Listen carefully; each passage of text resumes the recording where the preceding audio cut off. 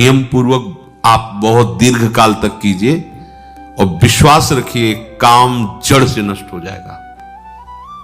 काम पावक को पानी जिससे अग्नि जल रही हो और अधिक मात्रा में जल डाल दी, तत्काल भस्म हो जाएगा। पर ये बहुत काल तक, ऐसा नहीं कि एक पाठ करो और ऐसा नहीं, क्योंकि बहुत काल से वृत्तियां इसमें लगी हुई हैं। इससे परिष्कृत रूप से विकसित किया जा सकता है। यह संपूर्ण सृष्टि काम से उत्पन्न हुई। इस शरीर की रचना काम क्रीड़ा से हुई है। सब जीवों की काम क्रीड़ा, इसमें मूल संस्कार काम के बसे हुए हैं। ये ईश्वरीय शक्ति से संपन्न है, कोई साधारण नहीं है। अब इसका प्रयोग हमें वासना में नहीं उपासना में करना है। देखो ये भी काम है। कब ऐसा होगा? मंद मंद मुस्कुराते हुए युगल सरकार नूपुरों की झनकार करते हुए आएंगे, हम उनके चरणों में लौट जाएंगे और दोनों प्रिया प्रीतम एक एक बाह पकड़कर उठाएंगे, अमृत में वचन बोलते हुए मुझे अपने हृदय से। ये भी कामना मुड़ गई, इधर मुड़ गई। इधर की आशा परमम दुखम, इधर की आशा महासुख है।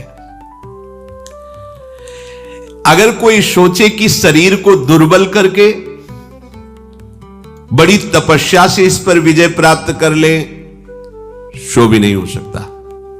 पीछे एक प्रसंग में सुनाया था कि एक महात्मा ऐसी कठोर तपस्या कर रहे थे कि वृक्ष की सूखी हुई छाल की पपड़ी केवल खाते थे।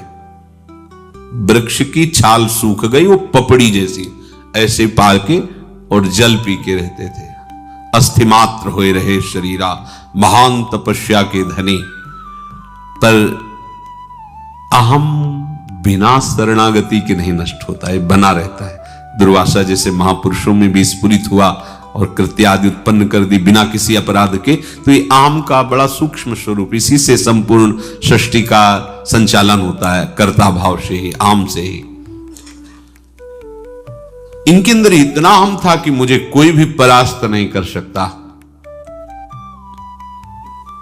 ये अहम प्रभु को बर्दाश्त नहीं होता। हमारे प्रभु का एक स्वभाव है, अहम से प्रभु को सुनहु राम कर सहज स्वभाव, जन अभिमान न राख। गर्व प्रहारी प्रभु का नाम है। बिल्कुल बर्दाश्त नहीं होता। कोई भी अभिमान करे तो प्रभु को अच्छा नहीं लगता। अब ये ऐसे पवित्र तपस्वी एकांत जंगल में वास करते हैं। ऐसा शुरू हुई लीला।